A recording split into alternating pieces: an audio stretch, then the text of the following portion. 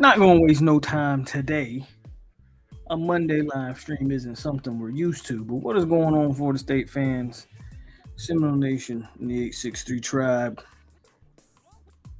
It's your boy POLK, a.k.a. A-Lo, a.k.a. the goddamn truth. We are on the eve of the, if I'm not mistaken, the inaugural college football playoff rankings. So, of course, I got to give you mines. That's right. I'm going to give you my playoff rankings.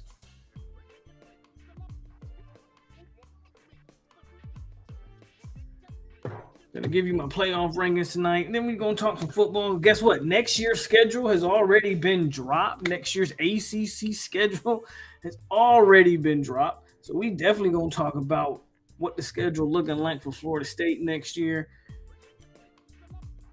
We 2 weeks away from that big recruit weekend, the big game, November 11th, man. It's big recruits. So a lot of stuff we want to talk about here tonight, man. And just the fact that FSU, of course, is just rolling through the season, as you saw in the thumbnail, just knocking everybody off. So ain't going to waste no time. We're going to get this thing started. Hit the like button, subscribe, share. Y'all over here on 863 Seminole TV. It's your boy POLK. And let's not waste any more time.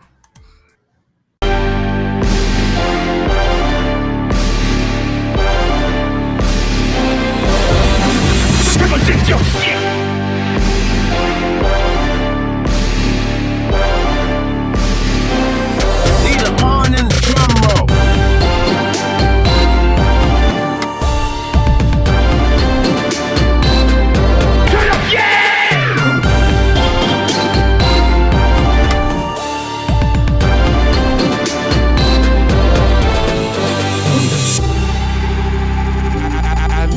Talk to them boys that sat on them benches. I never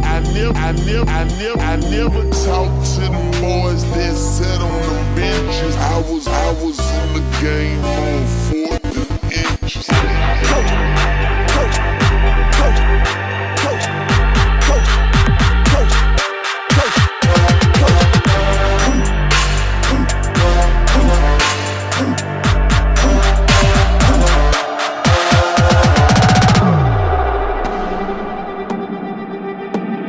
it's time to go to work.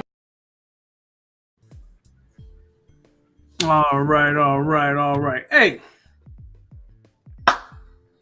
the college football playoffs about to drop the rankings, and I have a feeling FSU is actually going to be favored fairly.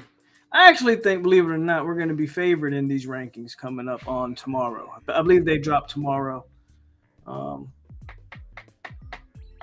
So I actually think FSU will be definitely in the top 4. I still say we got the best resume in football. Honestly, it wouldn't shock me if we were 1 or 2, just based on resume. So I think we'll be favored fairly high. But I want to talk about my rankings.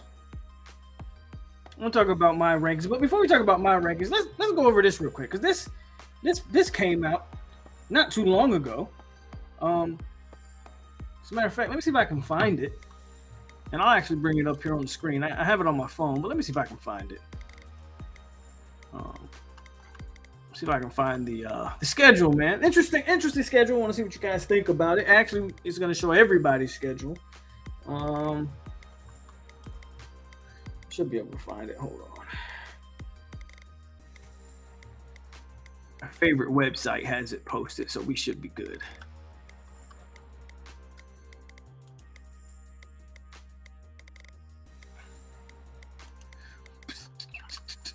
War Chant, where are you? There you are. War Chant in the building, coming up clutch. So here we go, and it's actually got the schedule of all the ACC teams.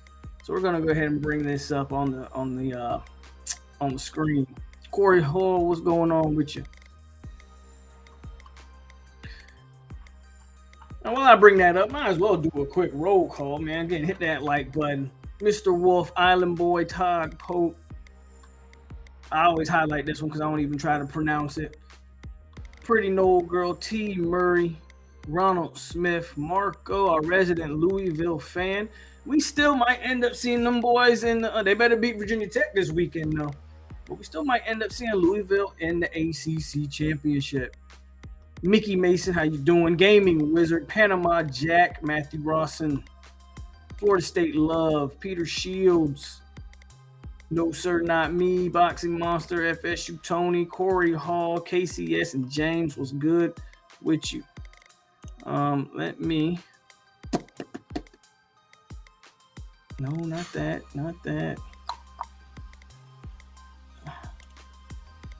There we go. This one. Bring this up for y'all to see. Can y'all see it? Hold on, no, you can't see it.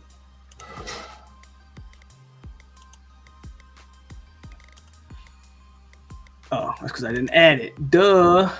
Now you guys should be able to see it there. Let's see if I can make it a little bigger. Nope, it's not what I want. That's not bad. Actually, let's put me on this side. Yeah, there we go. That's the schedule, y'all. Jonathan Cook, what's going on with you?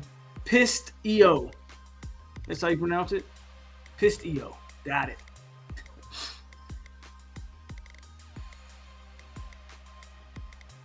So as you see, man, Florida State home games next year. BC Cal. Thank God we kind of get Cal at home. Not saying I wouldn't mind going out there. Well, I ain't going nowhere.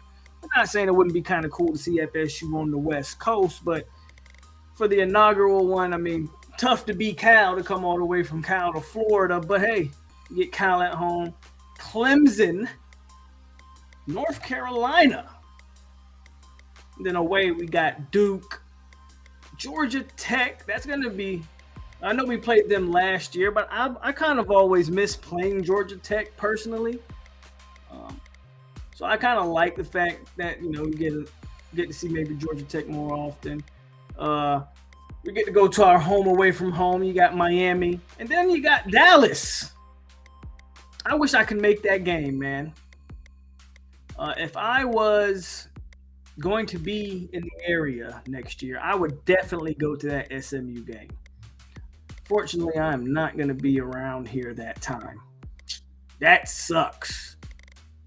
If you are in Texas, Terrence, I don't know if you listening. Boxing Monster. There's no reason why you shouldn't make that SMU game. I actually wish I could make that game. Then you see Florida State's ACC schedule for next year. I think, isn't Memphis our out of conference schedule? I think Memphis is our out of conference. Is Georgia Tech in Ireland?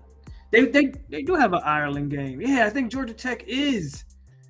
Yeah, I think you're right about that, Peter Show. Georgia Tech is overseas. Who's the out of conference game? Is it Memphis? I think Memphis is the out of conference game next year. I don't remember though.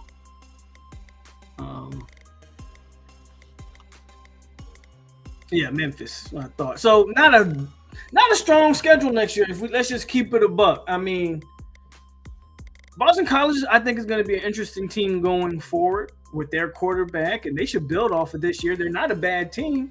They started off the season bad, and now Boston College is 5-3, and they're trending in the right direction. I think they're 4-1 since Boston College has played us. I believe they're 4-1. So that game could be interesting next year with their quarterback coming back, and we'll see how they try to build around him. Cal's not good this year, so I don't know what to make of Cal.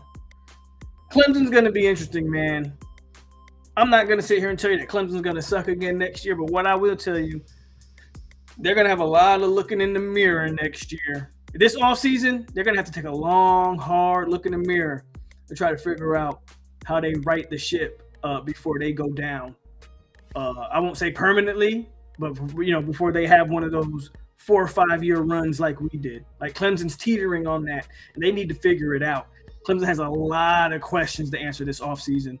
I won't circle that game necessarily, but I mean, anytime it's Clemson, you got to circle it. But they could be a good team. They could also not be a good, very big question mark on Clemson. North Carolina, Drake May's gone. No idea what's coming up behind Drake May. You have no idea how long Mac Brown's going to continue to be there. And I think North Carolina's another question mark. Duke is another question mark because that Duke team that you see this year won't be the Duke team of next year. That Duke team this year is built with a bunch of grad transfers and COVID seniors, like your Al Blades and your, that entire O-line has like over 40 starts. I know y'all saw that graphic when they played us. That Duke team is not going to be the same team next year. I expect them to take a step back. Georgia Tech could be interesting as Haynes King he continues to maybe get better. I mean, that Georgia Tech, they've upset. Georgia Tech has beat Miami. They've beaten North Carolina. I mean, Georgia Tech might be going in the right direction. Could be an interesting game. Miami is a sneaky team because I actually think Miami has a chance to be. The biggest question mark is what Miami is going to be quarterback. Is it TVD again? Is it the freshman Emory Williams? Is it Ja'Cory Brown? They're bringing in Air Judd. Is the biggest question? Do they go get a transfer guy? Which I actually think they should prioritize a transfer quarterback. Miami's going to be the interesting team because outside of quarterback, man, I think they got a nice young core outside of quarterback. You got Maui Go on the O-line as he continues to get better. You ain't even seen the other 5-star O-lineman they signed, and Sampson. So you probably see him next year. And then, the running backs with Fletcher and the receivers. And Miami's got a young team. Next year could be the year where they kind of start making those steps in the right direction. I mean, to be honest with you, they are sick. What are they, 6-2 this year? So even though we laugh, and they're not a very good team, they are finding a way to win these games. The record says they're 6-2. We'll see how they finish the season. Miami, though, circle that game. I mean, it is a home away from home game, though. But Miami could be an interesting team to watch. And SMU and Rhett Lashley, I think they're going to come into ACC, try to score a lot of points. Want to know how that translates. SMU is a team that you might want to just watch. Not a lot of expectations, but just watch. But as you see, man, there's your ACC schedule from next year. Some interesting matchups, man. You see Stanford in here. You look at Miami's schedule, they get Louisville. It's kind of cool. It's kind of a relief we don't get to have to play Louisville as much as we were playing them. Cal. I think Cal. Well, not really. Cal's okay. I'm gonna say maybe Cal pulled a tough schedule, but I think Cal's all right. Trying to see who pulled the toughest ACC schedule. And honestly, it might be, just looking at it,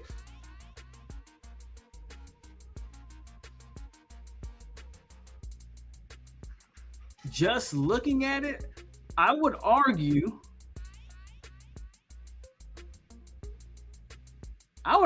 Clemson pulled the toughest draw in the ACC, to believe it or not. Because I think Virginia Tech, as they continue to figure out their stuff with that quarterback drone, they might be. That's another team, man, that's moving in the right direction. I think Virginia Tech could be a tough out. Obviously, they play us. That's going to be a tough out. The ACC did them well, though. They don't have to go all the way to Stanford, but Stanford's not good. And then Louisville's probably that team probably continue to be a tough team with Brom as the head coach. You expect them to do nothing but get better in year 2. Not sure what to make of NC State, but MJ Morris, as he continues to get better, they just beat Clemson, and NC State game could be another tough one. I don't know, man. Clemson might have the toughest draw of the ACC. Let me know what you guys think. I'm trying to look at some of these other teams.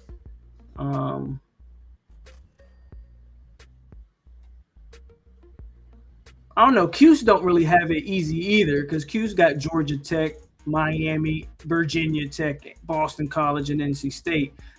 But Cuse misses the big dog. SMU don't have it easy either for their inaugural ACC. SMU go Florida State, Duke, Louisville.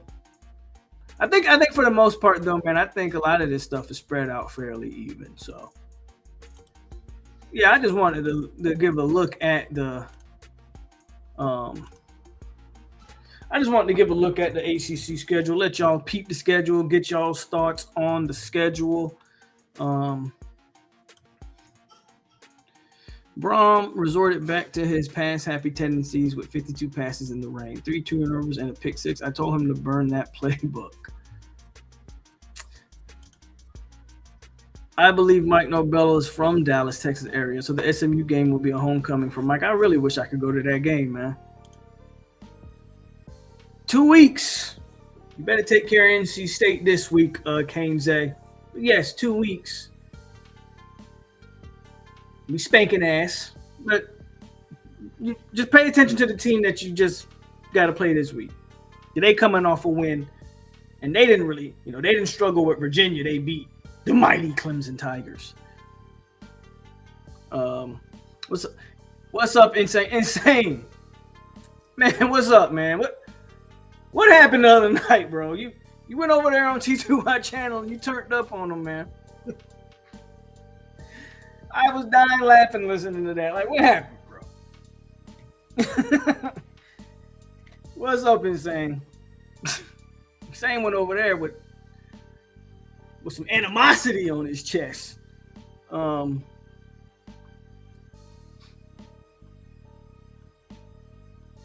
Yeah, I don't know if Dino's going to be there with Syracuse, so Syracuse could be total rebuild mode.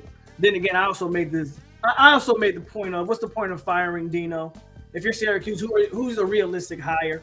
Like, what's your thought process if you're Syracuse, if you fire Dino? Like, is there a, you know what I'm saying?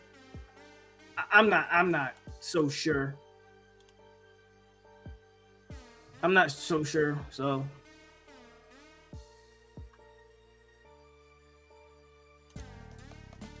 Ray Fitty says, Polk, if we win Saturday, is it official that we clinch?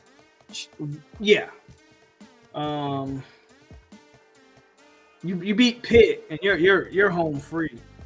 I would argue that I think by the numbers or numerically, so to speak, I don't think they've clinched it.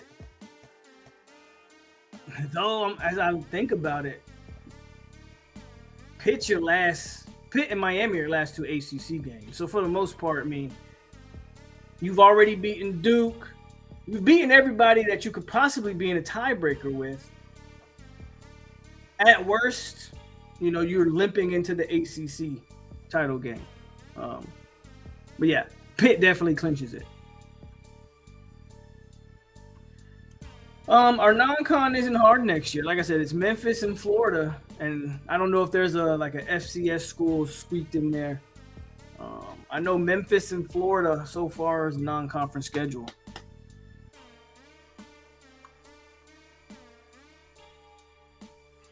This ain't had me rolling. He went in there wilding, didn't he? I'm glad some other people saw it. He went in there snapping. Bro must, I don't know, man. His own one. Everybody picking Clemson remains. How good is it? I don't think NC State's that good, but I don't think y'all are that good either. Jeff, my man Jeff with the $10. He goes, it looks like it could be an interesting schedule next year to be up. Another fun year. We might as well enjoy it. Might be, yeah, that's true too. I don't think we got to worry too much. There's a good chance next year might be your last year in the ACC. So that's actually a good comment there by Jeff. I agree with that. There's a good chance that you're here 1 or 2 more years, you know. So appreciate that, Jeff. Jeff.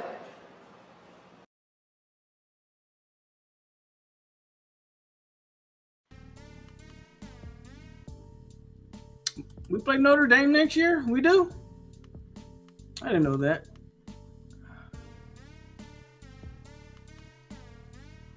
Charleston Southern, Notre Dame. Okay.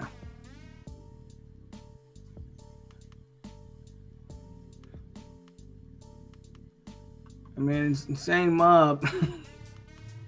Man, became a superstar overnight. I don't know. I don't know what's going on. I love seeing UNC get their ass beat. UNC is always the most overrated team and have never won anything. Absolutely nothing.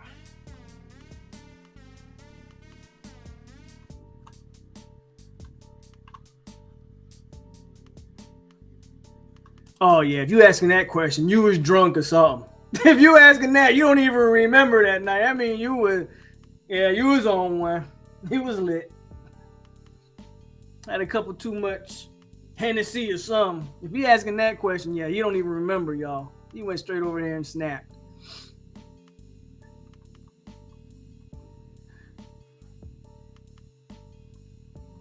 But yeah, I just wanted to show y'all that one. I wanted to show y'all that. And now we talk about the rankings. College football playoff, the first college football playoff rankings are going to drop tomorrow, if I'm not mistaken. And of course, there's a lot of teams that think they should be this and should be that. I think Sark made a comment today about how he still has the single best win in the country, and that's beating Bama on the road in primetime, which may very well be. I still think Texas still might have the best win in college football. But Oklahoma can make the case because Oklahoma beat them. So there's a lot of teams, man, that's going to be trying to make their case for that Final Four. I'm going to give my thoughts on the teams that ain't quite in there for me, and then I tell you my Final Four. So I'm going to give you the 6. I'm going to give you the 6 teams I got. The first two out, in my opinion, and then we're going to go to the Final Four. No, you ain't embarrassed me. I was laughing. You ain't embarrassed me. T2Y is a good sport, so I know I know T2Y good. He's a good sport, and you just got to understand T2Y. That channel is a troll channel, bro. Like, he's going to go over there and clown. So if you don't like the clown, and honestly, I don't know why. And this is not just directed straight at you, but if anybody that you don't like the clown and you don't like the jokes, Don't go over there and watch it. You gotta understand what you're getting yourself into when you go over there. Shout out to T2Y. He's a good sport. I know he didn't take it personal. You know what I'm saying? Actually, I talked to him. That's how I know what happened. So I went back and watched it. I laughed about it. We laughed about it. It's all good and saying, you good. Coming in at number 6 for me, man, on my college football rankings. My top 6, well, the first 2 might be a little controversial. And I really just, it's my old gangbangers. Glad you changed your ways, bro. But dang, insane trip made me lose my spot. I really struggle with the number 6 spot because there's some good. I think there's some decent teams. First of all, there's some good one-loss teams that I don't think are completely out of the mix. Oregon just had a great win on the road at Utah. I think Utah had won 18 straight home games up until that point. So Oregon goes in there and not only wins, but wins handedly against a team that hadn't lost in 18 tries over there at Utah. Utah had a great home field advantage, and Oregon went over there and did their thing. That's a great one-loss team. Texas still is a really good, great talent-wise. I still think Texas is one of the top 4 most talented teams in the country. You know, Texas has a tendency to look a little off at times, but Texas still might have the single best win in college football. But for me, believe it or not, you got to keep it. I can't even believe I'm saying this because normally about this team that I'm about to say, they're always a lock. But keep an eye on number 6, Alabama. Alabama is 6 for me. That team is sneaking around. No one's talking about Bama because they don't think the offense is any good. That defense is still elite over there. They've already beaten Ole Miss, who's a one-loss team. Bama can beat Oregon, absolutely. Alabama is the team that you want to watch. They are number 6 right now, and they're not dead in the water because guess what? They play the LSUs. Alabama's going to mess around. See Georgia in the SEC championship. Do not be shocked. Alabama can beat anybody in the country. They're still Bama. I know we like to wish Bama, would just fall off a map and go away. Okay, LSU might beat Bama. I don't know about that. When I watch LSU against good defenses like us, so we'll see. We'll see. I got Bama at 6 as of right now. I think Bama is the best one-loss team in the country, even better than Texas, and I know Texas beat them. I think if they played again, I think Alabama would get them. Alabama has continued to improve, in my opinion, over the season. I got Bama at 6. This is the one that's going to piss everybody off at number 5. If you watch me this season, you know I'm not high on this team. Even though I picked this team in my Final Four, up until now, I'm not high on this team. And they're blowing everybody out.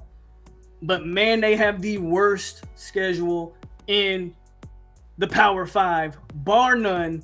I got Michigan at 5. I know Michigan gets a lot of media love. They got a lot of hype. And I get it. The one thing that you have to credit Michigan about is that they are blowing teams. They're all the inferior competition that I'm knocking them for. They are blowing them out. To Michigan's credit, they don't line up against these inferior teams and play around with them. And in the fourth quarter, it's a 3-point game. Michigan's rolling on them. But that resume is terrible. I can't put Michigan in my Final Four. 6 Bama, 5 Michigan. I do think Michigan will end up, when it's all said and done, I think Michigan will beat Penn State. I think Michigan will beat Ohio State. And they'll end up in the Final Four. But as of today, October 30th, Halloween Eve, I can't put Michigan in my Final Four. Michigan's at 5 for me. Coming in at the 4th spot, the Washington Huskies. The reason Washington's in there now over like a Michigan, they got the Oregon win, obviously.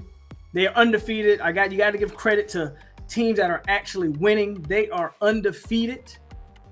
But Washington's had a couple games that I feel like it's only a matter of time before Washington drops one. They just struggle with They barely beat, was it Stanford? Yeah. They just barely beat Stanford the other night. If the Stanford kid actually catches the first, Stanford literally dropped the game away in a wide open pass for the first. And they struggled with what was it? Was it Arizona or Arizona State the week before that or something like that where they struggled? They barely got out of that one. I think that was Arizona State. Washington looks like after that Oregon game, I don't know if they've came back down. I don't know what's going on with Washington. But at number 4 for me is Washington because they're undefeated. But they're playing. They seem to be playing with fire right now when it comes to the Washington Huskies. I feel like when it's all said and done, there won't be an undefeated team in the Pac-12, and the team the conference that we thought might be the best in the conference in the country, they might not end up with a team in the mix. Speaking of the Pac-12, so Washington, as of October 30th, they would be in the playoff, but they would be the 4th seed, in my humble opinion. And at number 3, I got Georgia. Yep, at number 3, I got the Georgia Bulldogs. Georgia's also starting to find their groove. You saw what Georgia did to Kentucky, who was ranked at the time. They threw a 50-burger on them. They just took Florida in the closet the other day and had their way with them. Got nasty.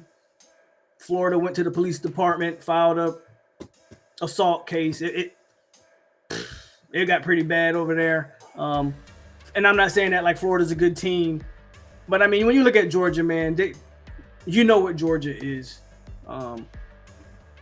Yes, Georgia had their struggles with the Auburns, with the South Carolinas. And Georgia's got a few tough games left. Georgia's got Missouri. That Georgia-Missouri game might be really fun to watch. Georgia-Missouri, probably the biggest game Georgia has left. I think. I don't know Georgia's schedule by heart. I can look it up real quick. In fact, yeah, let me check it out real quick. I know they have Missouri left.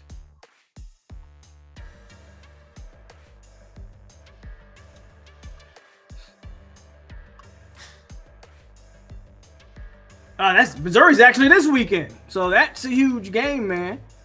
Missouri's a good football team this year at 7-1. Missouri's got an explosive offense, man. So that's going to be very, very interesting to watch there this weekend. Good game. Georgia's also got Ole Miss and Tennessee. Excuse me. Georgia finishes with Missouri with 3 straight ranked opponents. So everybody that hated their early season schedule, which was soft, they're going to finish strong. I think ultimately, I'm not basing my ranking off of what Georgia will do. But yeah, I think Georgia's gonna.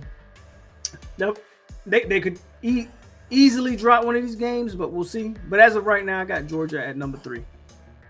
I got Georgia at number 3. At number 2, I got Florida State. At number 2, I got Florida State. Collectively, still say we have maybe the best resume in football outside of maybe the team that's number 1. Because the team that's number 1 is, they've played some high-ranked teams. We'll see what you think of those teams. But FSU, man, and FSU starting to get it together, obviously. We blow out some Syracuse and now Wake. You handle business against Virginia Tech. FSU starting to find their groove. And I don't really need to spend too much time on the Seminoles. I mean, I got them at number 2. I think Florida State's number 2. I think Florida State's number 2 in the college football rankings. That's not a biased take. Again, I don't be surprised if they're number 2 come Tuesday. LSU win still stands strong. The Clemson win not so much, but that Clemson win was still on the road at Death Valley, so there's some credit there. You did beat a ranked Duke team. And then again, everybody else you pretty much manhandled. Even the Boston College game doesn't look as bad as it initially looked. Boston College is 4-1. So even Boston College don't look as bad as it looked when it kind of first happened. So FSU at number 2. And then I got Ohio State 1. Ohio State has wins on the road at Notre Dame, who just put 58 on Pitt, who we play this weekend. Notre Dame has bounced back nicely from the couple of losses they had. I think Notre Dame's a very good team. And then they beat Penn State. I think that's a home game for them, but that Penn State was at that time, Penn State was a top 10 team. So Ohio State has 2 wins against 2 top 10 opponents. I don't think anybody else in the country can say that. That's the only reason why I have Ohio State number 1. If you ask me head to head, I think Florida State's probably a better team, though I think Ohio State's a tough matchup for Florida State.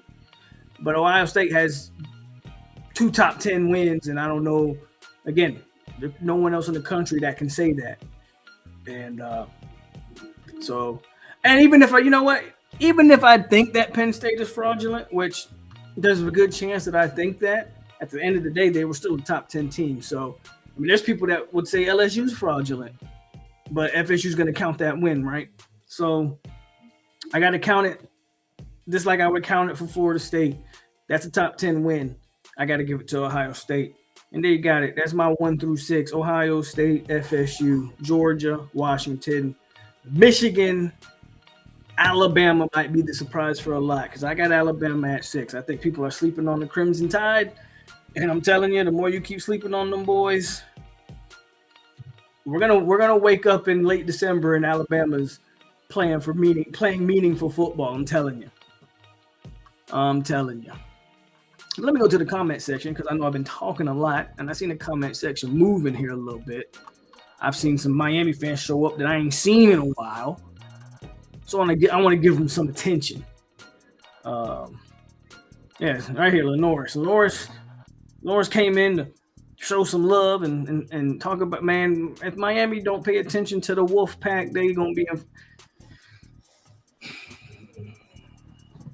Miami, y'all got to stop this. Y'all got to stop doing this.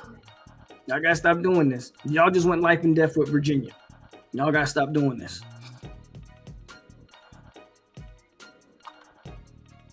Bro, it's 30. It was 38 here in Texas today. Like, it's cold in Texas, bro.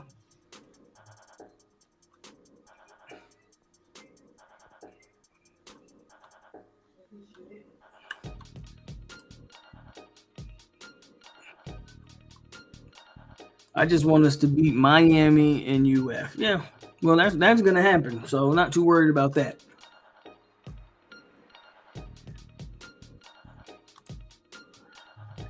I feel like FSU just may blow out Miami again if they can pressure TVD. They better figure out their quarterback position before they get to Tallahassee. I'll tell you that. Norris and Kane Zay and T2 all come in the chat talking trash.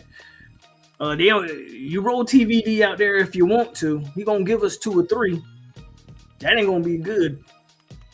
Because we going to score off of that. And please, pretty much you're damned if you do, damned if you don't, Miami. Because please put the freshman out there. Prime time. Doak. 80,000 strong. Oh, my God. Please do it. Please do it. Please do it.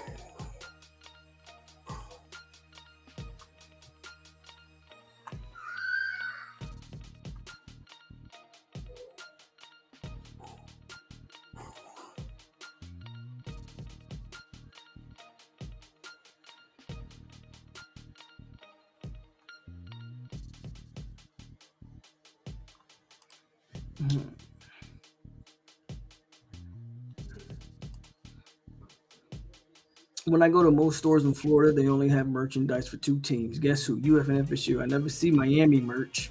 Hell, I see USF merch. You gotta go down south to get any of the Miami merch, man.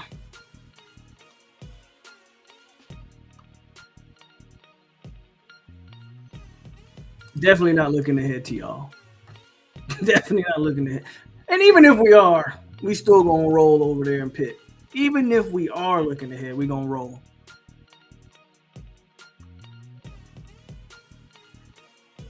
If Louisville wins out, they'll have a case.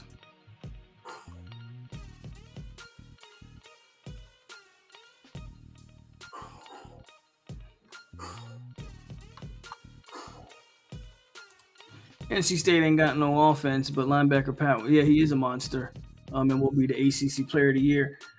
Virginia don't got no offense either, and somehow Miami went toe to toe with them. So I don't know what's going on. Georgia Tech ain't had no offense either, and you saw what happened. So I ain't worried about anything in orange.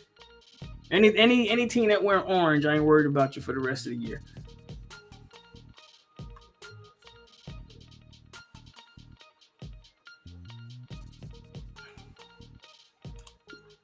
Mario already doing better Norvell in year 2. Congratulations. Mario didn't take over COVID year.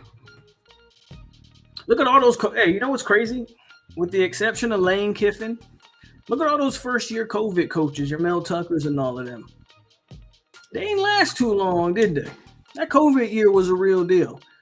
It's amazing how you go in hindsight and you look at that COVID year 3 years later and you go, oh, wow. I won't say we, someone like me, we may have been being a little irrational with our criticisms of Mike Norvell that year and the year after. Because Mel Tucker ain't last. Matter of fact, COVID and that was his best year, and Mel Tucker he's gone. And program was trending downward even before he got fired. Probably why he kind of got pushed out. But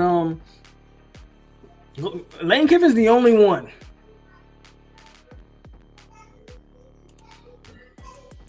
POLK, have you gone over I actually did, Irv, in the beginning of the video. If you want to rewind that or wait to the end when we're done here and go check it out. But yeah, we actually did go over the ACC schedule already.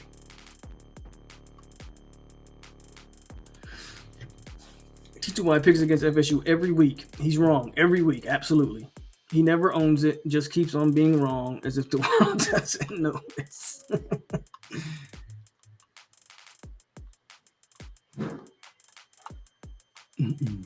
Virginia, I wouldn't be shocked if that happens though. Again, I think Virginia Tech's starting to figure some things out, man. That would not shock me if VTech. And if VTech beats Louisville, guess what? VTech is a one-loss ACC team, or we have one loss in conference. They went out. Virginia Tech we play Virginia Tech again in the ACC championship.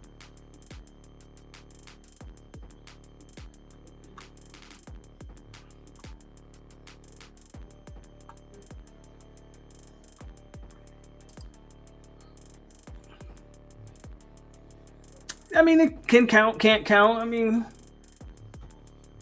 definitely has an asterisk by it.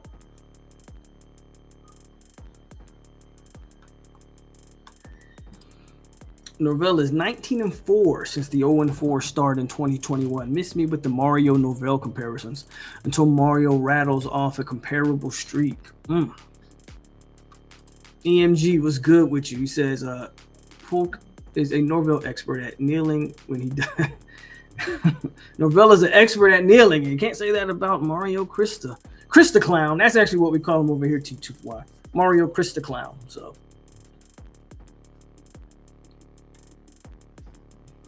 over or under 3.5 picks TVD throws against us, or does he get injured against us again? Both are very likely.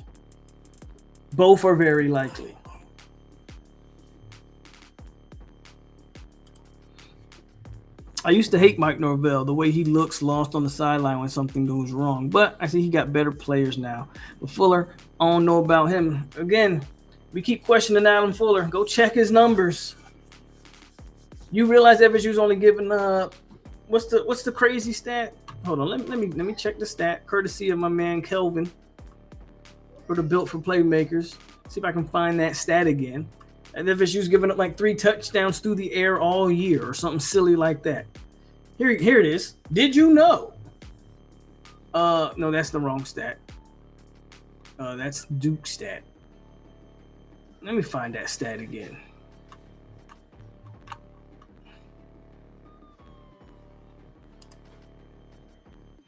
FSU quarterbacks are completing 59.5%.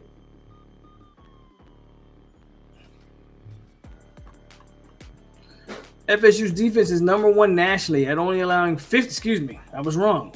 FSU's defense is number 1, only allowing 50% completion percentage, and number 2 with only 3 passing touchdowns. Like, we like to hate Fuller, but the numbers say Fuller has done nothing but improve this defense every single year. And I know there's glimpses of games where we get frustrated. Syracuse only scored 3. Wake Forest, I mean, I don't know, man. We kept a team in LSU that has ripped every team they've played since. Even the other game they lost to Ole Miss, that was a 50-point shootout. LSU has been unstoppable on offense. We helped them to 17 points through 4 quarters. I don't even count the last touchdown that was against the backups. I mean, I don't know. What up, Terrell? I know. If you speak it, the hope is the more you speak it, the more you try to speak it into existence. The problem is reality is going to punch you in the mouth. That's the problem. You can speak it, but reality is eventually going to punch you in the mouth. Sorry. Y'all don't have a deep. If we just do it, don't worry. Don't worry. This is pit week. But when that week comes, I'll go into it. Y'all don't have a player in that secondary that matches up with any wide receiver we have, let alone Keon Coleman.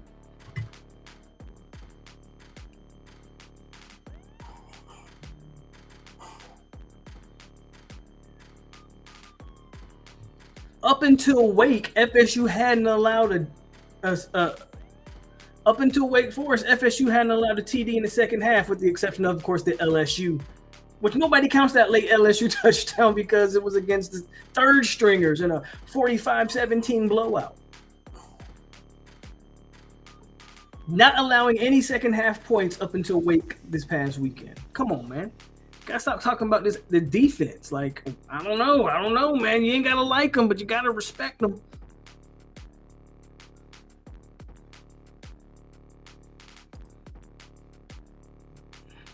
One of the best hires I think Mike's made from recruiting to on the field. The Patrick Surtain hire has been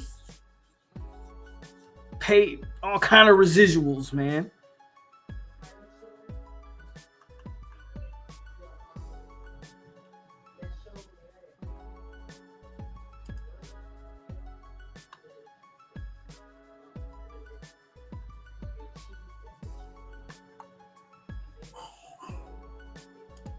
That's insane.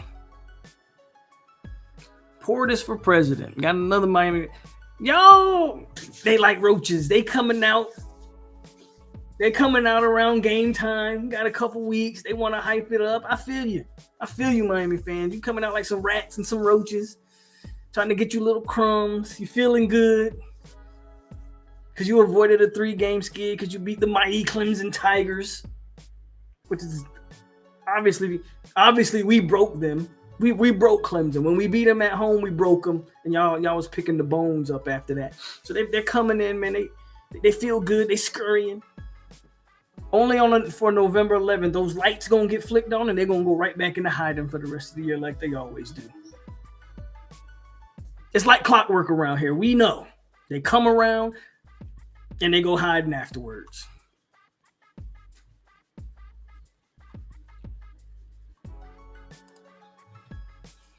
Finally made it back to Daytona, grabbing stuff from Publix, and I get home. Hey, shout out to FSU Tony, home beachside. I ain't mad at that. Because it's freezing in California. It's freezing in Texas right now.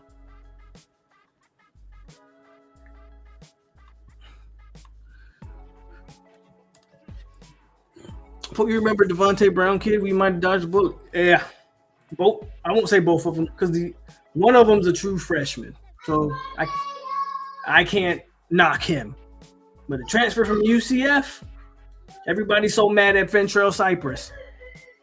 Cypress is playing better than that kid. Like, I think sometimes, we criticize stuff, and we criticize and we get frustrated, but Cypress has been a solid addition compared to what you might have had.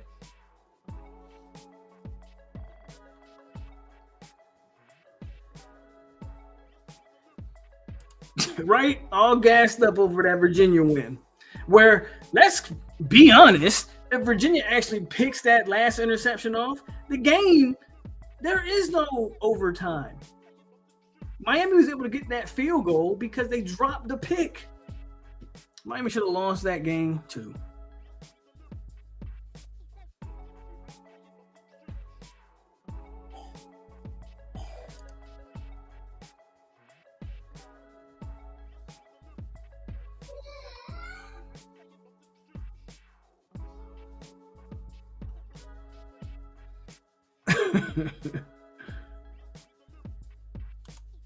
So I love the Miami banter. I love the fact that they've came and shown up. Only person we're missing is like New King God. He needs to go. Hey, New King, where you at? Go ahead and get in the comment section. We got all the Miami fans in here tonight. I love it. But at the end of the day,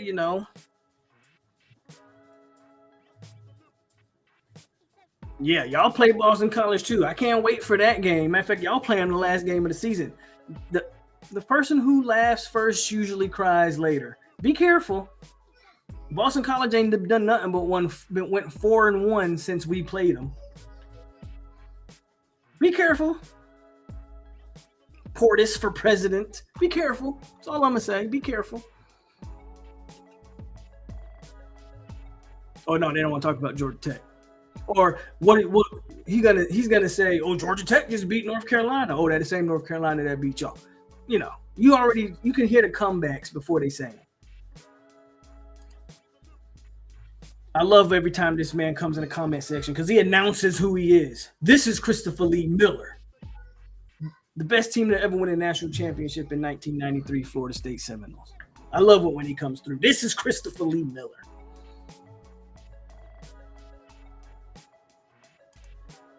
Shout out to Christopher Lee Miller.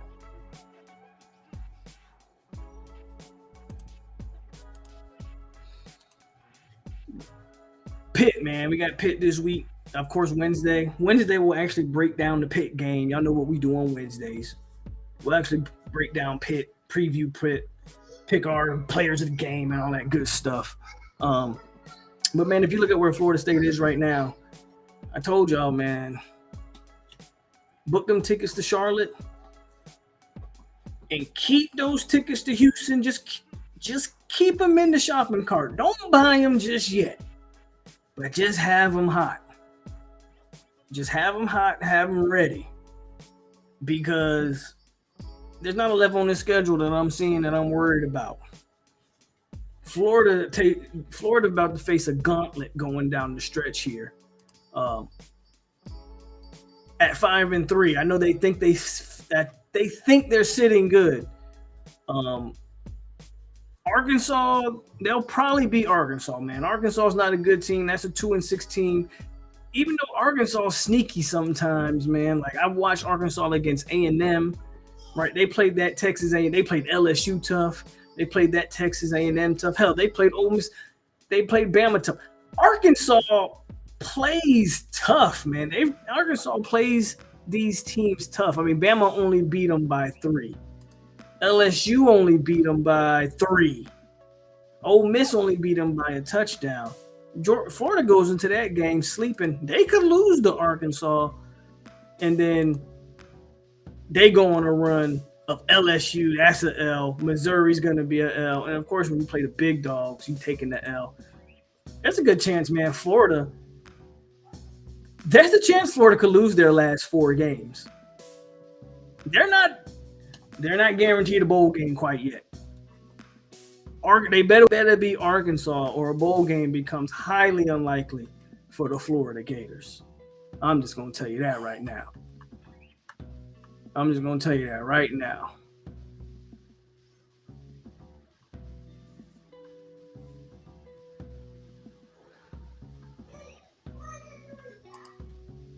You got to get better trolls. This man said refs bailed us out. He obviously don't watch us. Because the refs are far from bailing us out. Got to get better trolls, man. Who is this guy? Who is this guy?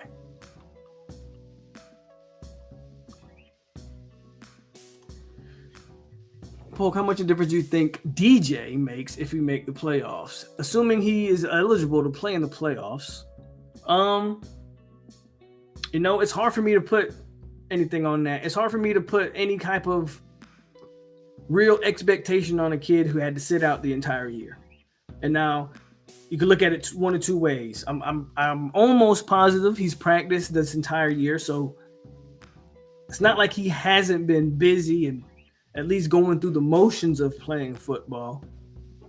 But it's hard for me to say he's gonna do anything. But then again, you can have a situation where he's super fresh, and by the time he plays, everybody's nicked up, banged up, injured. Some teams will have a second or third string O-line in there, and there's a chance that he dominates, right? You can look at it from two ways. It's just hard for me to really put anything on it. But he can make a huge difference, or he can be a non-factor because he's just not in shape or whatever the case, right? King Cook. Shout out to Seminole Nation. We going to blow. Oh, yeah, we going to blow that out. We're going to blow that out. Not a good team, obviously. You don't go 2-6 and be considered a good team. But they've played it. Again, look at these. Let me go to Arkansas again real quick. They're talking about a team. They haven't been blown out by anybody. BYU, they lost, but that was a 38-31 game. LSU, 34-31. A&M is the largest margin of victory loss they've had, 34-22. Ole Miss, 27-20. Bama, 24-21. They just played Mississippi and lost a 7-3 game. That's pretty ugly. You don't see 7-3 games in college and football, period. In Pee-wee football, you don't see that. But, yeah, I mean, it's hard to read Arkansas because it's not like they're out there getting dominated. Florida mess around and they could find themselves in a game that they don't want to be in. Kane's down bad. D-line recruiting is atrocious. QB recruiting has to pick up for them. The QB recruiting definitely has to pick up for them.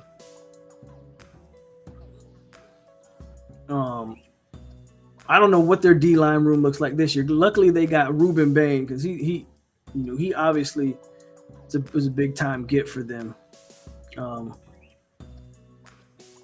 If you ask them, they have some young talented receivers. I just ain't seen nothing from them yet. And they did sign Jaleel Skinner, who don't look like much, but I'm willing to wait and see. Didn't they sign one of the better tight ends in the country last year? I won't say there's no talent. Just when you don't have a quarterback, that wide receiver and that tight end talent don't really get a chance to show. That's probably the biggest problem with them.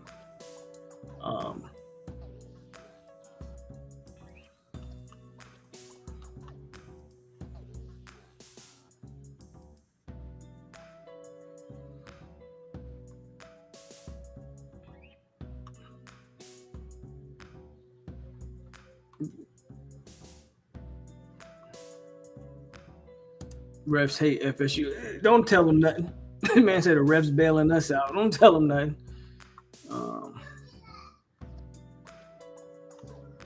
If Benson has a whole hum remaining games, do you see him coming back? No. I say this: running back is the one. Running back's the one position that I always say go. Running backs only have a certain amount of hits they can take. Even a guy that's as big as Trey Benson, go. Go. And I think Trey Benson is actually on pace to have a very similar type of year that he had last year. He's on pace. He had a big game against Wake. Again, it's funny. I'm not saying they listened to me, but last Wednesday we talked about Trey Benson because all the talk last week was should they bench him? And what did I say? That's ridiculous. You don't bench him. We're jumping the gun there. Benson excels when you get him on the edges. And what did they do against Wake Forest? Screen plays, run into that boundary, got him to the edges, and he took off.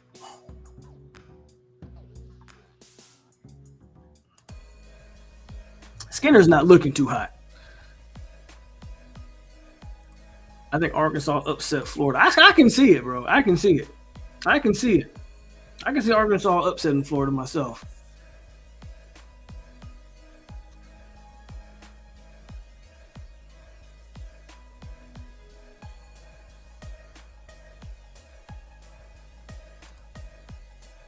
Only thing that worries me about the Noles is the penalties. We have to get that under control from here on out. Some of the penalties, yeah, there's some penalties that I think are kind of bogus, but I don't blame refs over here, so I won't disagree with you. Luckily, I don't think penalties have cost us much so far.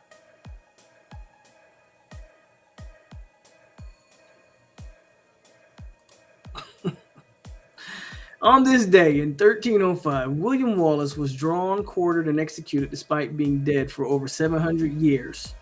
He's still never missing the Miami Hurricanes win the ACC champion. Wow. Wow. That is a fact. That is a fact.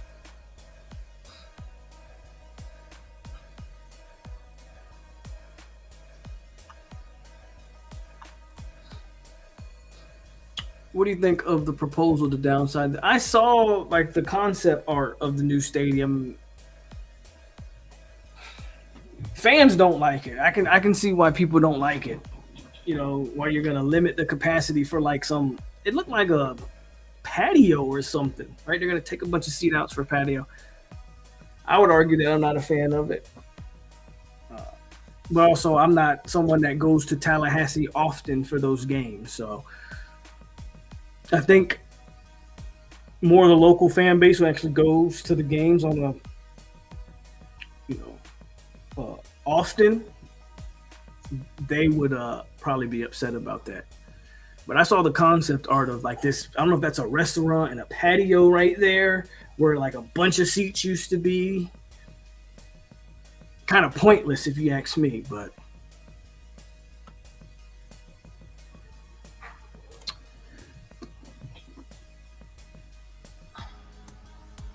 Oh yeah, we talked about. I mean, but we knew this months ago.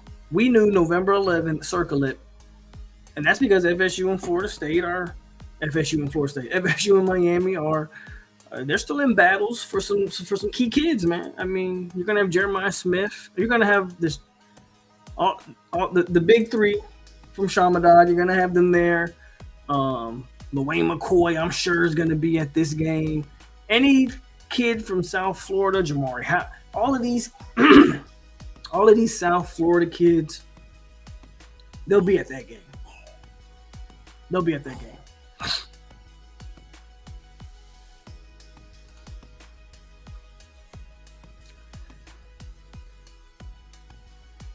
Excuse me. Does Lovett get drafted? At this point, honestly, I don't think he does. I don't think he does.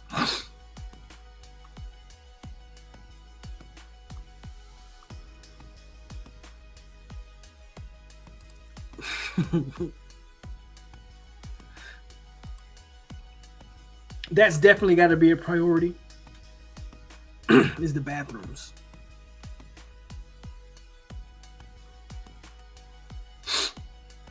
Yeah, but that's a pro stadium. Like I can see how NFL stadiums would have a build like that, but college stadiums are all about what? Capacity. Like the Big House sits over 100K. Neyland Stadium over 100K.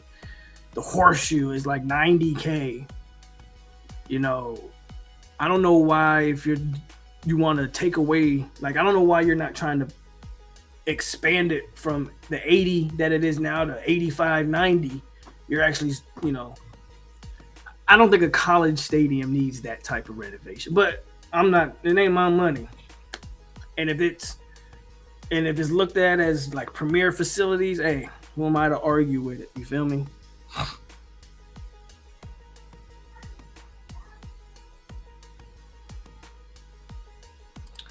Do we really want to talk a little bit of Colorado? I'll let y'all talk. I mean, I can talk about it. I get called a hater whenever I say anything about the Colorado Buffalo, so I usually shy away from it sometimes. Sometimes I don't. Sometimes y'all know I don't give a damn. I'll let y'all. Y'all want to talk a little Colorado?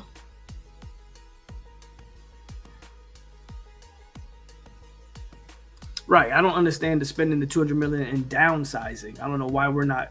I agree with Brandon on that. Pat, I took everybody's wrench, or just about everybody's wrench. It wasn't anything personal because I had people getting blocked and getting kicked out that shouldn't have been getting blocked and get kicked out. I couldn't pinpoint who did it. I'll be giving wrenches back shortly, but I took just about everybody's wrench. So it wasn't just you. It wasn't just you. Matter of fact, anybody that had a wrench, if you probably go ask them, they're probably like, dang, my wrench is gone too. I took almost everybody's wrench away. Except for like Terrence and Jerd. I pretty much took everybody's wrench away.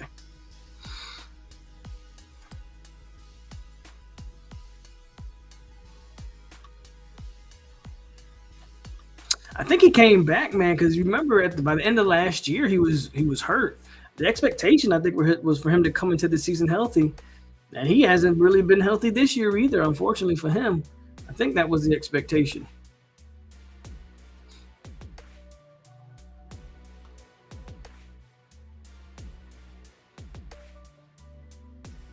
Is the horseshoe 100K? I thought it was 90 something K, but yeah, I mean, there's John Shield. There's my guy.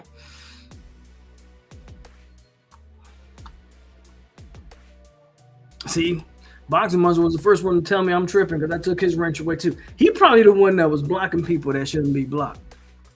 And it's probably you. If I had to guess, you was the one.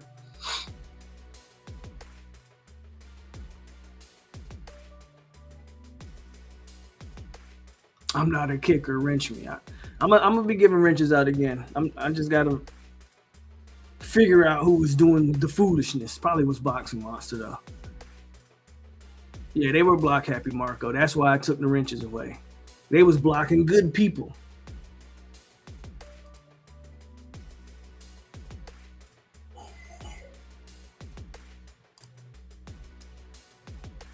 I won't say I hate it. Jeff Cameron has a job. And he should do his job. And I like sometimes when we get some insight on some stuff, but he's a freshman. Like, I don't know what the purpose is of calling Vandrevius Jacobs a knucklehead in public is. I don't know what that accomplishes. He's a freshman. Yeah, some freshmen are knuckleheads. That don't mean they can't turn it mature and become good players. Tafasi, I don't know about Tafasi. I think Tafasi has a lot of talent for the future, but I would ask you, that D-line rotation is deep in the interior. Who would you play? What snaps would you take away to give Tafasi some snaps? Right? There's some guys on this, team. I know we like to think that every kid is a great kid, and again, I'm not putting any credence to what Cameron's saying. I don't know if the kid's a knucklehead or not. He would know obviously more than I would know. But bro, every kid ain't a hardworking blue collar, put their head down. Every kid's not Hakeem Williams and a super humble kid, or every kid's not, whatever. Some of these kids are knuckleheads, and they need to learn the tough way. And if that means you're not playing, then damn it, you just not playing. You feel me? So I don't make much of it. He's an 18-year-old kid, like, or 17, 18, whatever. He got some years to fix it. If he don't fix it in this era of football, he'll be at another school. And I think Vandrevius Jacobs has a bright future. But if what Cameron's saying is right, he's gotta fix it. I mean, look at Cromartie McClain, since we were just talking about Colorado. Look at Cromartie McClain. He ain't seen the field at Colorado. And Dion himself has said, that he has work to do off the field before they'll put him on the field. all the talent in the world Cromartie has. As a matter of fact, the times we've actually seen him in the game, he looked pretty good. But if you don't be a knucklehead. Some of these kids are not all mature. Good football players, but they're not all mature. That's why you have coaches to coach them. And if the punishment is you sit on the bench, then you sit on the bench. At least that's how I look at it. Jeff Cameron might not be wrong. I don't know what it accomplishes it to put his business out in the public though. But sometimes I like getting a little behind the scenes like that. So don't bother me really. Just seen the rules on who to block and who not to block, and maybe they can calm down. I've already told people, like, bro, the problem is it's Miami fans come in here and talk reckless and they get blocked. That's the problem. As long as you ain't calling nobody no names, disrespecting, talking gangster, insane mob, talking gangster, like stuff you're not gonna do on the computer, like it's not YouTube and you talking crazy. All right, as long as you ain't doing none of that, I don't really block people. I only block people that come in here calling crazy names and that stuff. Because I don't have time for that. You're not going to do nothing. I'm on YouTube and you could be anywhere in the country. I don't know where you're at. So I've set the rules before about blocking. It's just some of these Miami fans come in here, they talk silly and get blocked. Yeah, that did happen. Allegedly.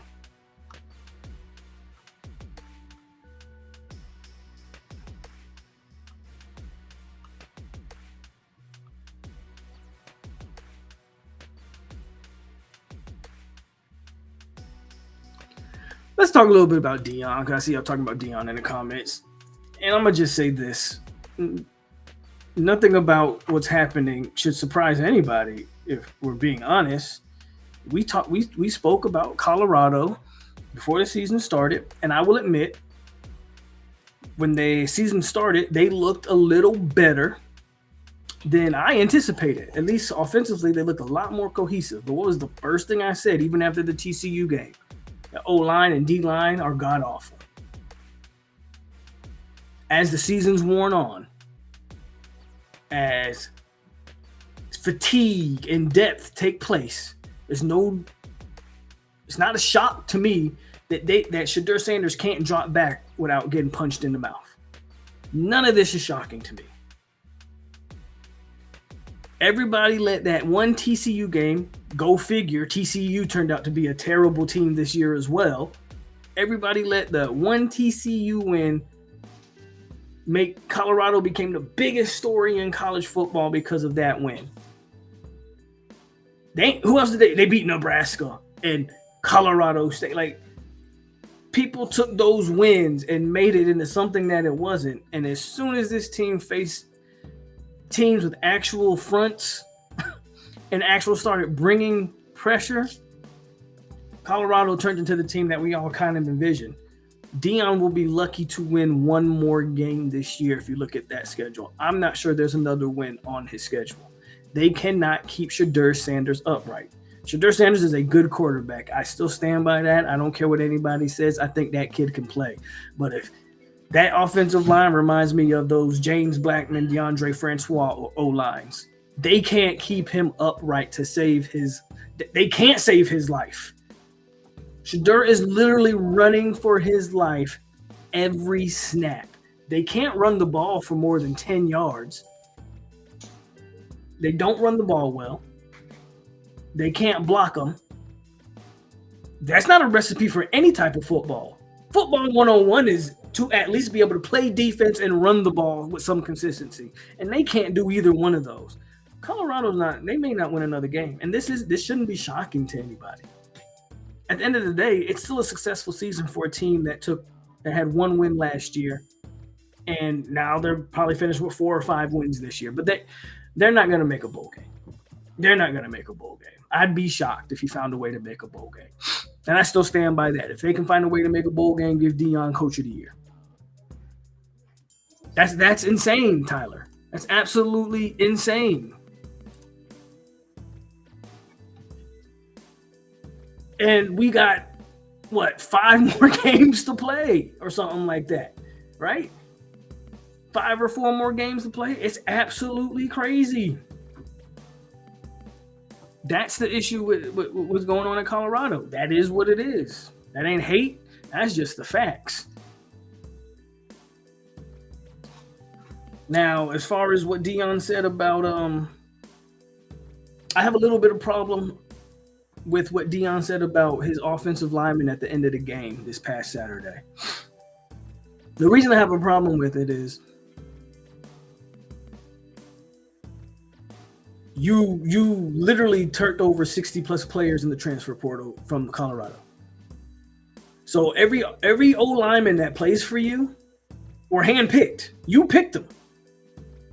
You let Casey Roddick go. You let some other guys on that offensive line go that, frankly, you probably wish you had right now. Casey Roddick, who Florida State fans have a love-hate relationship with, I would say, he would be the best O-lineman for Colorado right now. By far, they'd be the best O-lineman on that team. But you let him go. They had an offensive tackle who, like 6'8", whatever. Young kid, I think he was a legacy kid for them, and he let that kid go into the transfer portal. My problem when Dion goes, we got to get new O-linemen. Bro, those are your O-linemen. You handpicked those kids. Every last one of those kids are transfer portal players. You picked them. What the smart move would have been to keep your offensive line intact, even from the one lost team. You want to know why? What I always say about O-line? Consistency and continuity is key up front. You don't have to be the most talented O-line. Florida State, I'm telling you right now, FSU and Duke is another great example. But FSU and Duke, these teams don't have the most talented offensive lines in terms of sheer talent, meaning is there a NFL player on our – well, I'll just speak for Florida State, not so much Duke. But I'm using Duke as an example because they have a bunch of guys that have played a bunch of snaps on that O-line, like 50-plus snaps, ridiculous number. FSU don't have a first-rounder. I'm not too sure FSU has a second-rounder on the O-line, if I'm being quite honest with you. But they have a lot of guys who've played a lot of football and gotten a lot of snaps. And that's why I beg so much to keep the rotations down, because continuity and consistency is key on the O-line. Dion would have been better leaving that O-line intact, giving it another year to mature, giving another year to play together, giving another year to go to a spring together and all of that and a fall camp together, instead of completely throwing everybody out, bringing kids in that don't get the spring together. We talked about it, man, before the season started. Colorado thrust 60 new players, 70 new players onto a roster and said, let's figure it out. And you wonder why your O-line is terrible. They don't know how to play with each other, apart from the fact that they're probably not that talented either. But you handpicked them. And to get on national TV and say we got to get better O-linemen, I find that a little bit. I have a problem with that as a coach, because what you're telling me is you're not trying to coach them up, you're not trying to develop them, you're not trying to scheme around their weaknesses. You're just trying to throw them to the. Good luck throwing kids that have already transferred to you and picking up some new kids. I don't know, man. I thought we were coaches at the end of the day, not, just cycling talent in and out of the program. So that's my problem with Dion had to say about his O-lineman. I honestly didn't like that. And I believe it or not, there's a lot of things Dion has said in his interviews that I've loved, but I didn't like that at all. So there's my Dion rant or Colorado talk for today, since that's what we wanted. If I'm a recruit, I wouldn't want to be anywhere near that locker room, especially with all the favoritism. That's why Dion's struggling in recruiting. His pitch has gotten old. Anyone got tailgating information for Miami game? I got a DM from TJ on Twitter. They have tickets for $50. Hit up Big Game James. I know they do, or hit up Chris from Sporadics or Big Game James, or I know they do a tailgate. I haven't even decided what I'm going to do for tailgating, but hit them up. I know they do all of that. Believe it or not, I've watched all the Colorado games. The UCLA game wasn't fun to watch, but up until that, I think every Colorado game has been fun to watch, in my personal opinion, because nobody plays defense. So they go, I think they'd be like that Stanford game.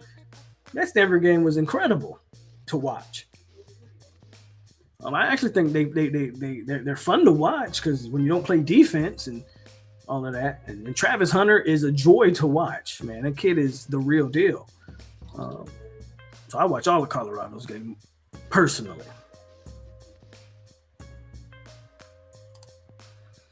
Just imagine our trenches going against their. We would roll them. Verse and Pat would have like 5 sacks apiece. It would be ridiculous. Yeah, it would be indicted for a hate crime. Yeah, it would be silly.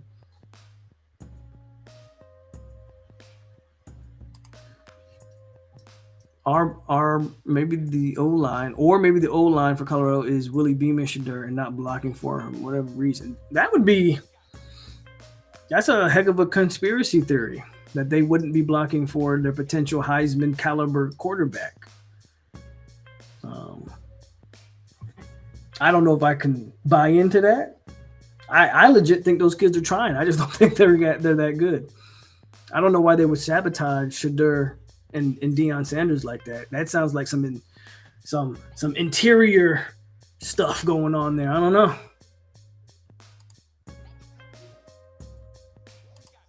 Yeah, that's essentially what he's saying, which is absolutely ridiculous, Tyler. I'm glad you hear what I'm saying. Don't come here unless you're already good, because I don't got time to develop you, which is nuts. That is the message you're sending. Absolutely nuts.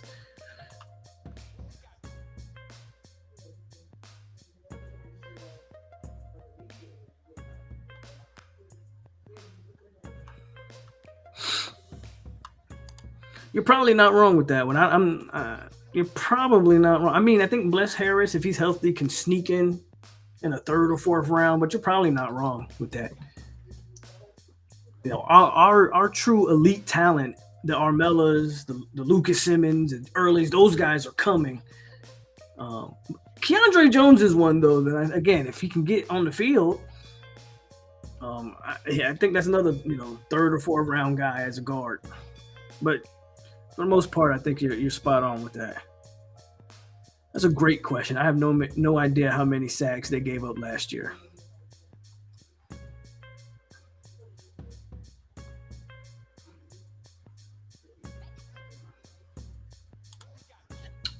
Oh, you think he's flipping some stuff? We'll see. We'll see. I do think he can. He's going to be able to recruit. I expect. We'll see what happens. I expect Deion to probably get a top 25 class. I don't think that's tough or hard to say. The same people praising Deion for his press conference are the same ones talking crap about their. I didn't like what the Pitt coach said either. And I'm not a fan of,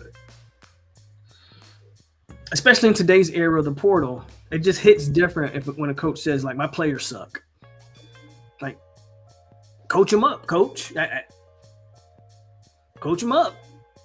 That's how I kind of view it.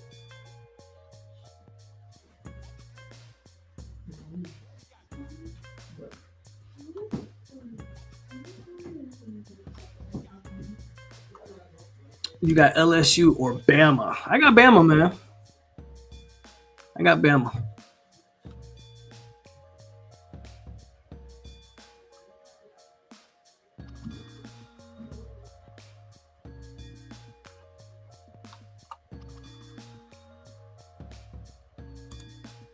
I mean, I actually said that a while ago. I said I don't think Deion coaches past next year.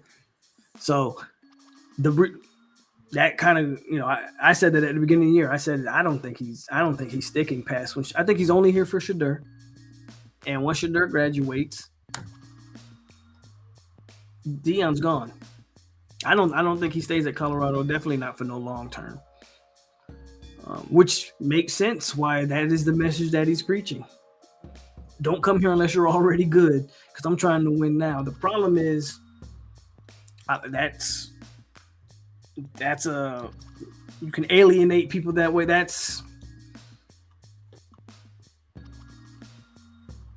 Yeah.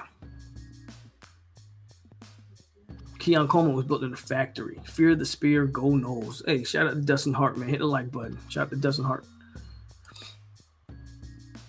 I'm just saying you gotta have the same energy for both coaches, but we want to talk about how one coach keeps it real while the other one's throwing their players under the bus, making me. No, you're absolutely right. You're absolutely right. You're absolutely right.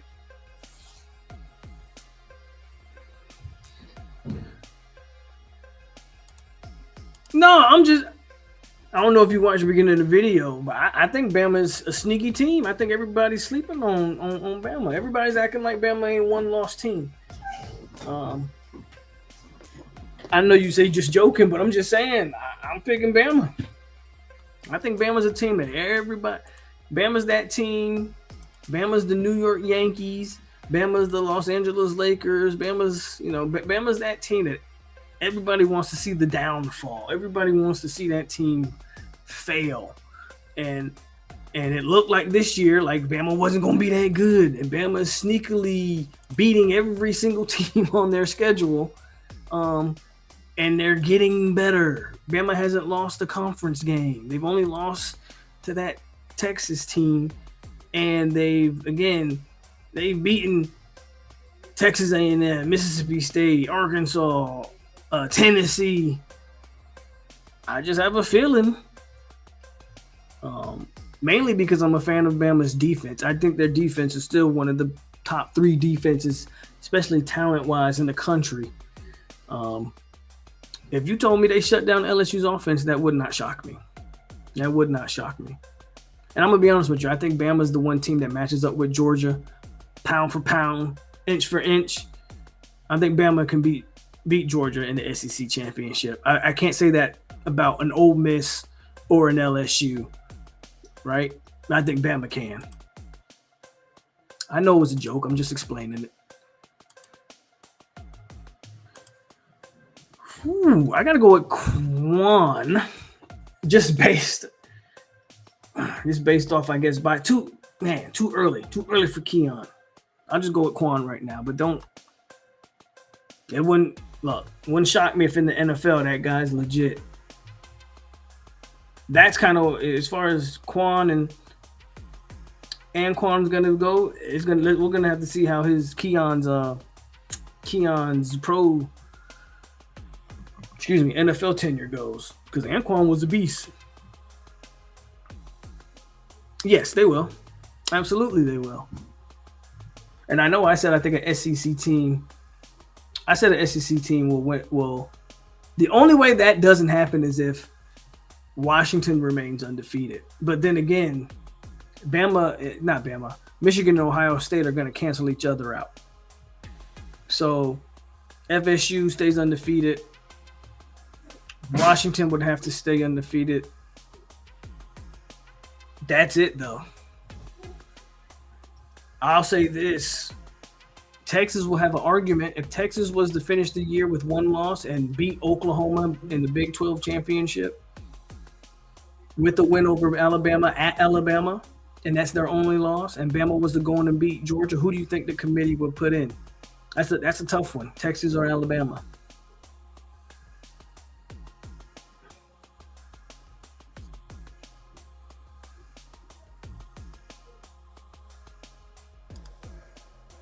No, that's how you know he doesn't seem to be committed there. Not only you said O-line commits, where's the D-line commits? Where's the commits of anything other than skill position players?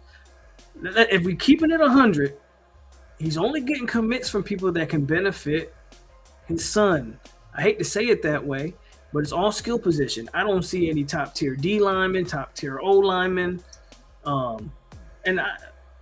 you know what? I don't want to be misspoken. Let me see Colorado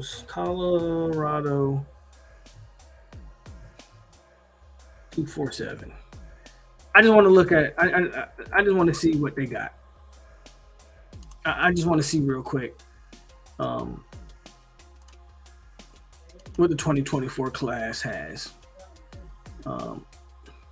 Athlete is their best commit. They do have Brandon Davis Swain, who's a composite 228th player in the country. So you do have that D lineman.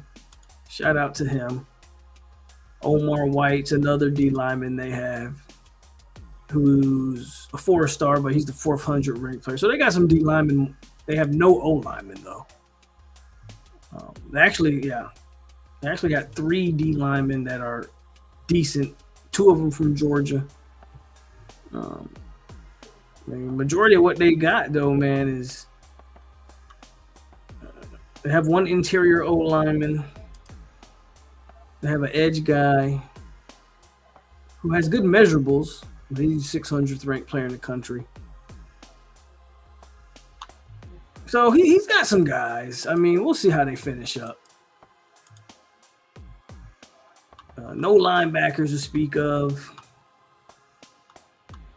It's kind of crazy that Deion doesn't have a corner or a safety as a DB. You got me interested. Now I want to see, are they trending for anybody? Like, are there any players that they're even trending for? I don't know. I'm not going to waste my time going through all that, but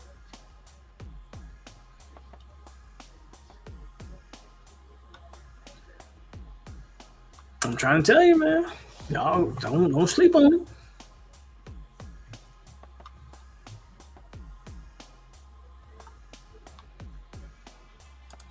Do I think Michigan will be left out of playoff rankings? You think the cheating stuff?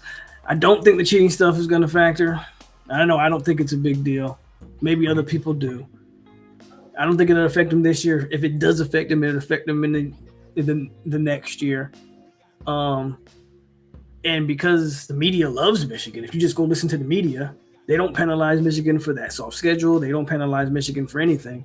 I don't think if Michigan beats Penn State and Ohio State, goes undefeated, they'll be in the playoff. I don't think there's a situation where Michigan gets left out.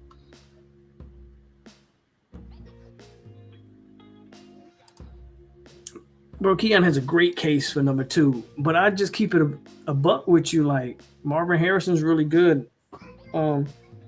That wide receiver at Washington, there's some receivers around the country, y'all, that are really good too. Washington's got some. Texas has some. There's some guys, man. There's some guys out there.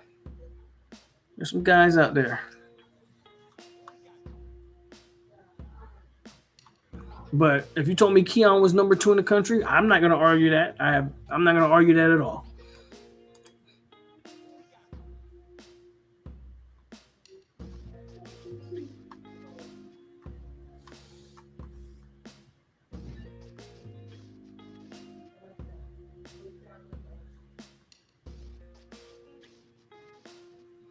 Yeah, media does love the Big Ten too.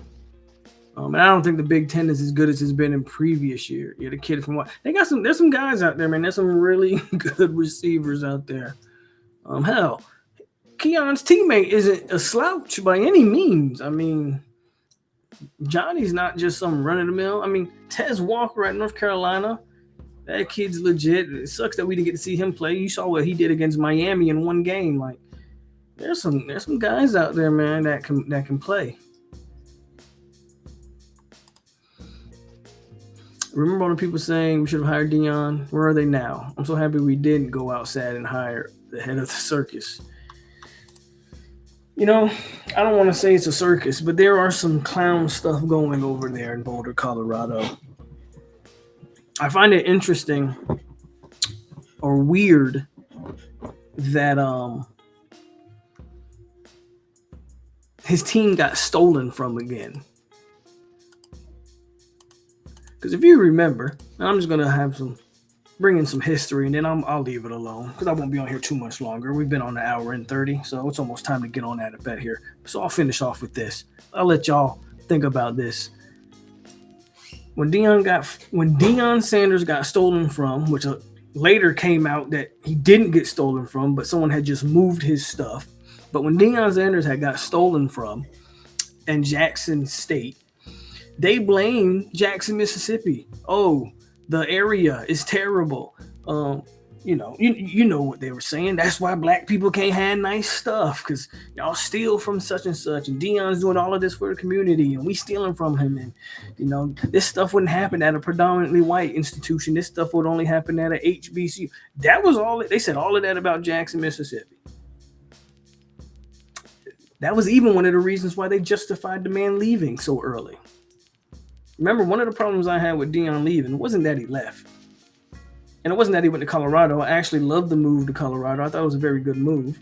One of the issues I had with Dion leaving is that I wanted him to see, his first recruiting class. I want him to see them out the door. If we talk about making a difference, get them kids from the HBCU drafted in the NFL. That was my issue with it. Well, one of the ways people tried to justify it was, why would he stay at Jackson State? Why would he stay there? They don't appreciate him. They steal him from him. He's got to pay his own money for his uniform. All these reasons. Okay, cool. Now he getting stolen from at the Rose Bowl in Los Angeles, California. Now some of the biggest sporting events in the world have happened in the Rose Bowl. I've never been to the Rose Bowl, so I'm speaking from a little bit of ignorance here. But is the security that bad at the Rose Bowl? There's no cameras in the Rose Bowl. So we blame Jackson, Mississippi. We're not going to blame, I guess, LA. Or maybe we are going to blame LA. I think Jackson, Mississippi's owed an apology. And it's either one or two things. I come to just logical conclusions. It's either one or two things. Pasadena, I'm sorry. Southern California, though, right? Okay. It's either one or two things when you start talking about this Deion Sanders situation, right? It's either one or two things, bro. Either they're lying about people stealing from them because they've lost 4 games straight or whatever it is, and you want some attention. Or Deion legit needs to look at his entourage, his coaching staff. I don't know, whatever you want to call that. If someone's stealing from you, bro, someone's stealing from you. Someone's doing something. That's a weird situation. That's a weird situation that 100 football games happen around the country in college football. And in the last 4 years, the same man has been stolen from twice, allegedly. No one's stealing from any other campus in the country. No one's stolen from the Bamas, the Georgias, the Ohio States, the Michigans, the Tennessees. No one's stolen from any other program in the country. Only Deion Sanders. I just find it weird. That's all I'm saying is I just find it weird. Maybe I'm off. Maybe I'm reaching. Maybe I'm pulling at a bunch of nothing. I just find it a little off that this man and his program keeps getting stolen from. And the hundreds of games that happen on any given Saturday in the college football year, I don't recall anyone ever reporting stuff being stolen out of locker rooms. But the same man it's happened to in the last 3-4 years. Again, that's just me reaching.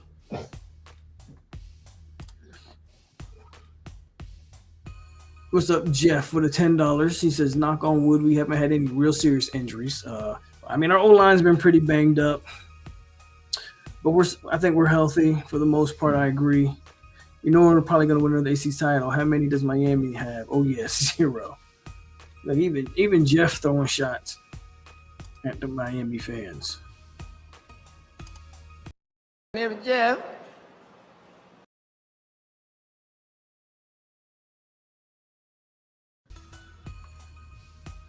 And I'll end up with that, y'all.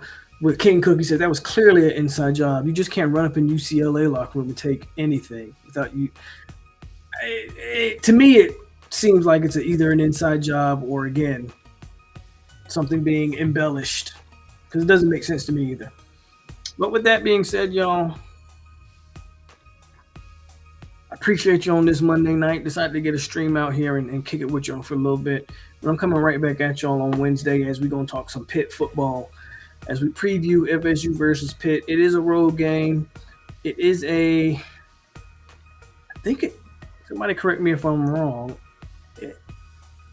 It's a primetime game. This Pitt is going to be a 7:30 game. I think it's a night game. I think it's a night game. Somebody correct me if I'm wrong. I don't think it's a noon game. I don't think it's a noon game this Saturday. I think it's a night game. So we'll talk about that on Wednesday as we preview. It's a 3:30 game. Okay, that's better. My bad, pretty noble girl. So a midday game. So that's not bad. That's not bad. But yeah, we'll talk about that on Wednesday, man. If you didn't check the video from the jump, we looked over the new ACC schedule for next year that do include Stanford, Cal, and SMU. So go watch the beginning of the video if you want to get my thoughts on the schedule. I also dropped my own college football rankings, first college football playoff rankings, for the year. I dropped those. So go check that out at the beginning of the video and hit that like button on the way out if you didn't hit it on the way in. As always, it's your boy POLK over here on 863 Seminole TV. Y'all stay classy. Go Noles, and I am out.